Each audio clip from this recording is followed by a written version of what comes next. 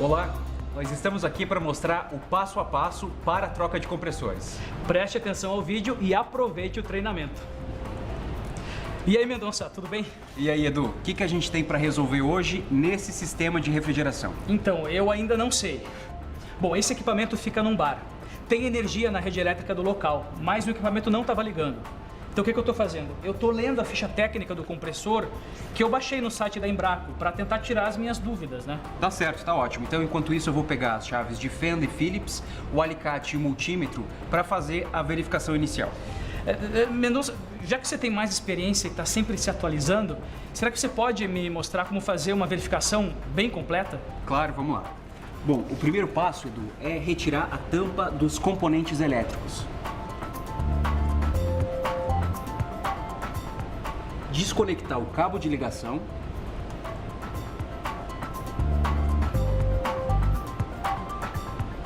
Retirar o relé.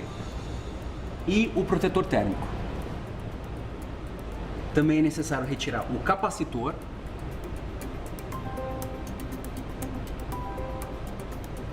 Depois, nós devemos verificar a continuidade elétrica no cabo de ligação.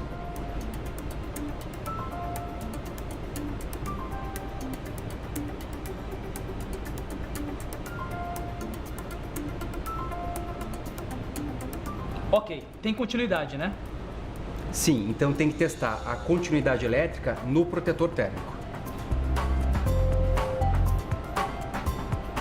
E a capacitância do capacitor.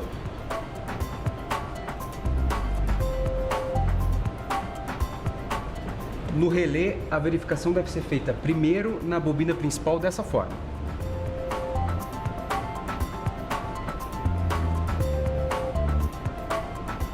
Tem continuidade elétrica, então tá certo. Depois nós fazemos na bobina auxiliar. Nesse caso, nós devemos fazer primeiro a verificação com ela na posição correta e deve indicar não continuidade elétrica. Depois nós viramos de cabeça para baixo e aí sim deve indicar continuidade. O relé tá ok. Ah, certo. Então agora a gente precisa verificar a bobina do compressor através dos 3 contatos do terminal Fusite, testando 2 de cada vez. Aqui está tudo certo. Opa, aqui mostrou que está aberto, então o compressor está queimado. Certo, então vamos trocar. Ok, eu vou liberar o fluido refrigerante. Me alcança a válvula perfuradora e aquele manifold ali.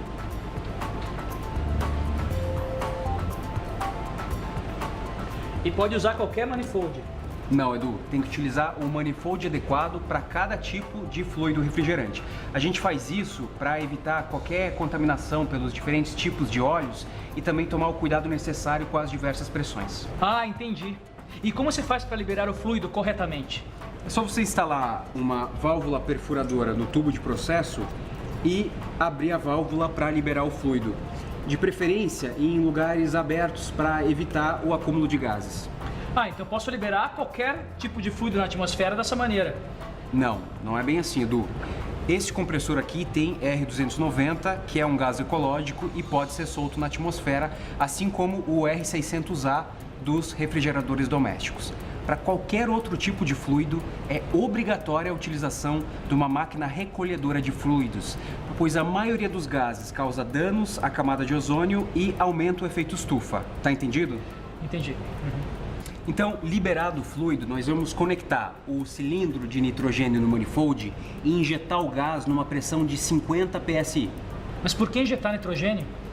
Porque é necessário em compressores com fluidos inflamáveis, como o R600A e o R290, para evitar acúmulos no condensador e no evaporador.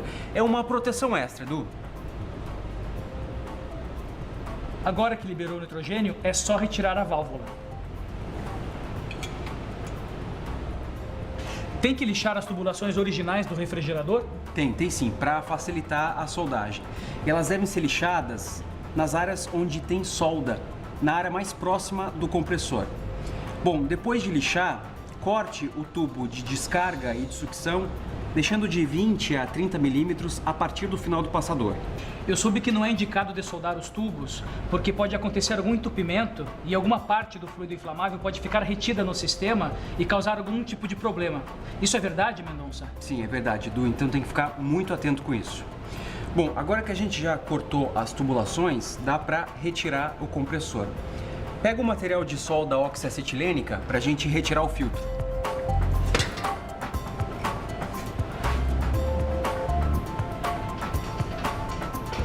Mas não dá para utilizar esse mesmo filtro? Não dá porque a quantidade de material dessecante consegue absorver a umidade só uma vez, ficando saturado. Ah, ok.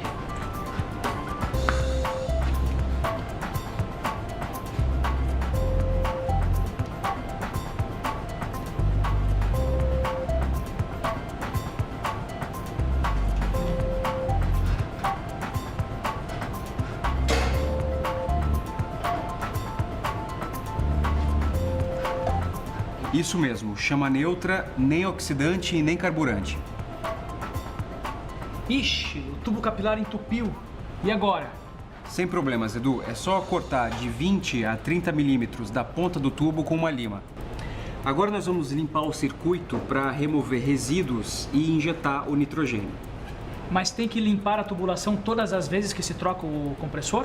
Não. Só quando o compressor queimou ou quando ele trabalha com alguma umidade ou com algum contaminante. E aí é necessário utilizar um solvente específico e não só a carga de nitrogênio. Ok. Veja como é fácil. Primeiro passo: soldar um tubo conector na linha de sucção do sistema.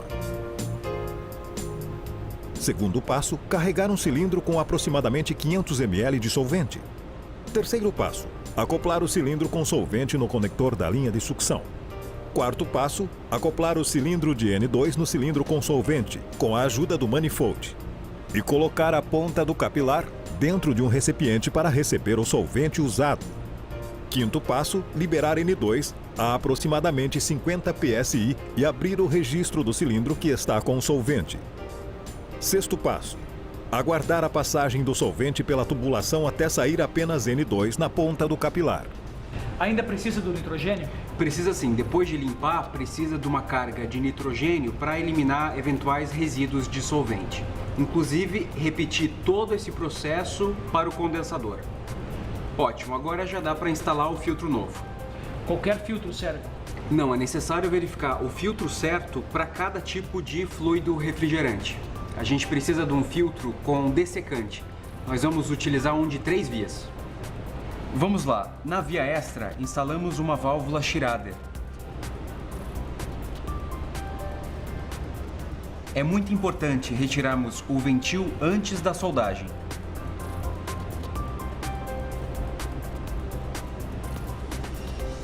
Daí conectamos o filtro na saída do condensador. Agora você pode dobrar o tubo capilar em 15 milímetros a partir da ponta e conectar na outra ponta do filtro.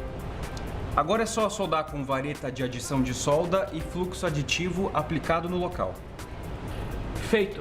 Eu vou comparar a etiqueta do compressor antigo com a do compressor novo para verificar o gás. Também tem que verificar a capacidade equivalente e a compatibilidade de conexões. E é importante lembrar que compressores novos têm elétricos novos.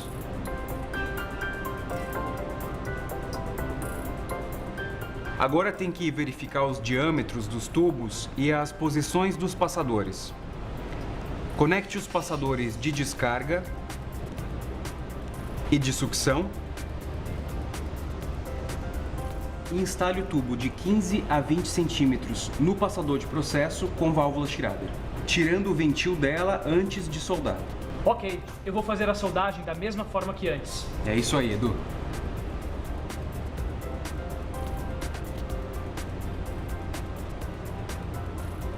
Mendonça, eu já posso instalar novamente o ventil da válvula Schrader? Pode sim. E também já pode instalar o manifold no tubo de processo e na terceira via do filtro.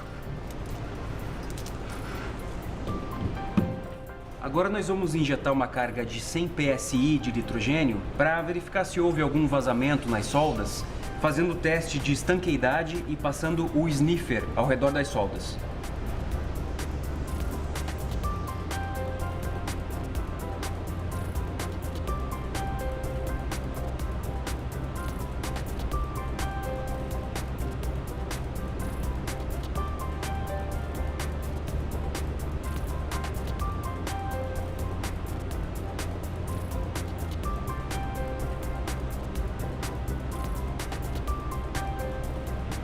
E se não tivesse o sniffer, como fazer? Aí é tranquilo, Edu. É só você passar a espuma de sabão com um pincel ao redor das soldas. Só não esquece de limpar depois. Ok, não tem vazamento. Eu vou liberar o nitrogênio.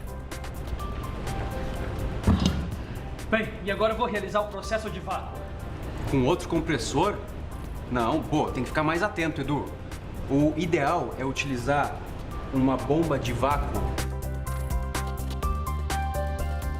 que atinja 500 microns com uma capacidade mínima de 3 CFM. O ideal é realizar o processo de vácuo tanto pelo lado de baixa pressão do sistema, conectado ao passador de processo, quanto pelo lado de alta pressão do sistema no tubo extra do filtro secador. Ah, certo, entendi. E quanto tempo deve ficar o vácuo? Quando o processo de vácuo atingir o nível, mantenha-o assim durante 20 minutos. E agora, qual a sequência certa para instalar os componentes elétricos? Primeiro deve-se instalar o capacitor no relé.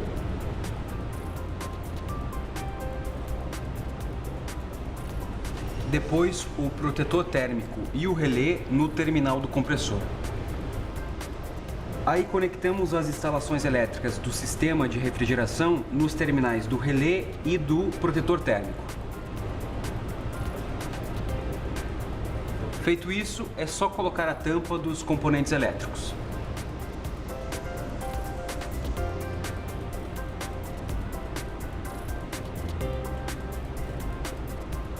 Agora nós devemos aplicar a carga de gás por peso conforme a etiqueta do produto, utilizando uma balança com precisão de 1 grama e cilindro dosador. O ideal é realizar o processo de vácuo no cilindro e pesamos para nos certificar que está zerado.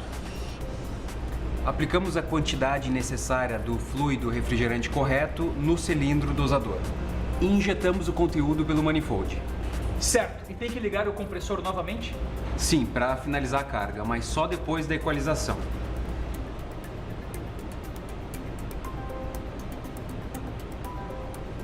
Não esquecendo de fechar o registro de alta.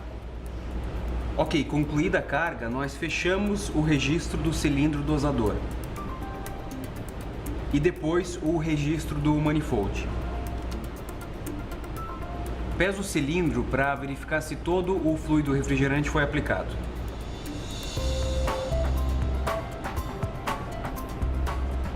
Tá zerado o cilindro. Beleza, para finalizar a instalação nós vamos retirar o manifold. E lacrar o sistema de refrigeração. Aí você pode soldar o tubo de processo e o tubo extra do filtro.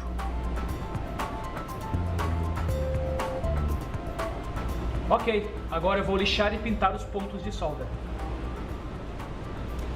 Perfeito, quando concluir, ligue o produto de 1 a 2 horas para verificar o rendimento. E o que fazer com o compressor antigo? É só lacrar os tubos, Edu, o serviço está feito. Puxa, obrigado, Mendonça. Você sabe tudo sobre o assunto. É porque eu sempre costumo me manter atualizado. Aí eu também vou de agora em diante.